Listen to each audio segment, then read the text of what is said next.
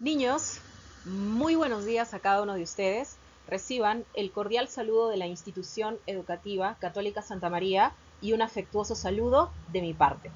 En la presente sesión desarrollaremos el área de comunicación, correspondiente al curso de lenguaje.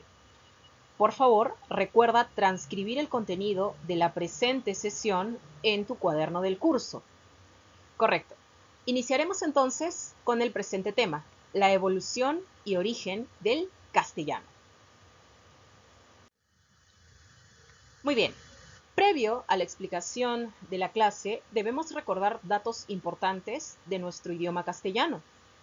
Uno de ellos es que actualmente existen 470 millones de personas en el mundo que hablan español castellano de forma nativa. Quiere decir, es su lengua de origen. Nacieron y fueron educados en ese idioma. De igual forma, existen 68 millones de personas que hablan y conocen el español sin ser este su lengua nativa. Quiere decir que conocen y hablan español tal vez porque lo han aprendido, tal vez porque fue la influencia de algún familiar, pero tienen conocimiento del idioma, sin ser este su lengua nativa. Y, de igual forma, existen 22 millones que estudian español con diversos fines. Puede tratarse en educación, en turismo, en negocios, tal vez también cuando una persona se educa a sí misma, los autodidactas, que buscan convertirse en futuros políglotas, por ejemplo. Muy bien, siguiente dato. Debemos tener muy presente que el castellano es la suma de diversas lenguas y dentro de nuestro vocabulario actual, nosotros incluimos palabras de otros idiomas. Por ejemplo, usualmente cuando vemos diversos letreros para estacionar, leemos el término parking. Y parking es una palabra del inglés que actualmente se incluye en nuestro vocabulario y que significa oficialmente estacionamiento. De igual forma tenemos palabras de origen árabe que están dentro de nuestro vocabulario, que veremos posteriormente.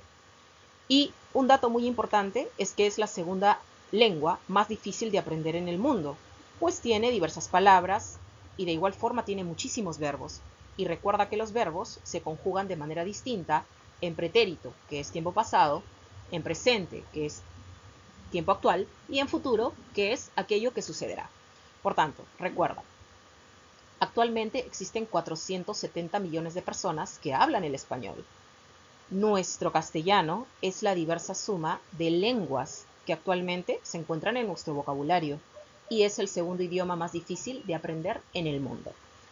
Nosotros hemos tenido influencia de diversas culturas y una de ellas fueron los visigodos, que fueron un pueblo muy antiguo que hoy en día ya se encuentra extinto y que durante la formación del castellano en Castilla adaptaron diversas palabras. Por ejemplo, Alberto, Elvira, Adela, Federico, Álvaro son palabras propias del vocabulario visigodo que en la actualidad se encuentran en el nuestro. Muy bien, continuamos entonces viendo la evolución de nuestro castellano. Aquí tenemos y podemos visualizar en pantalla 4 etapas. La primera, del siglo III a.C. al siglo V después de Cristo, se produce la invasión romana en la península ibérica y ellos traen consigo el latín. Recuerda que el latín podía dividirse en latín culto y en latín vulgar. El latín culto era el que hablaban en la nobleza y las personas que fueron educadas en arte. En cambio, el latín vulgar era la lengua que expresaban los soldados, los esclavos y los campesinos. Fue este latín vulgar el que se expandió mucho más y de él nacieron las famosas lenguas romances o románicas, como por ejemplo el español o castellano, el francés, el italiano, el portugués, etc. Otro dato. En el siglo V después de Cristo, los pueblos bárbaros invadieron la península ibérica y Roma desapareció como imperio. Por tanto, no te olvides, ¿en qué siglo Roma desaparece como imperio? En el siglo V después de Cristo. En el siglo VIII después de Cristo se produce la invasión árabe, es decir, los árabes influyen mucho en nuestra cultura y actualmente nosotros tenemos más de 4.000 palabras árabes en nuestro vocabulario. Por ejemplo, zanahoria, albañil, aceituna, alfalfa, conejo son palabras propias del árabe, pero el término que más usamos es la palabra ojalá. Ojalá es una palabra árabe que tiene como verdadero significado le pido al dios Alá. La verdadera pronunciación de esta palabra es en árabe, similar a ojalá, ojalá. Se pronuncia por separado, pero nosotros al adaptarlo lo pronunciamos junto, como una sola palabra, y decimos ojalá. No te olvides, la palabra árabe que más usamos en nuestro vocabulario en castellano es ojalá. Correcto. Otro punto.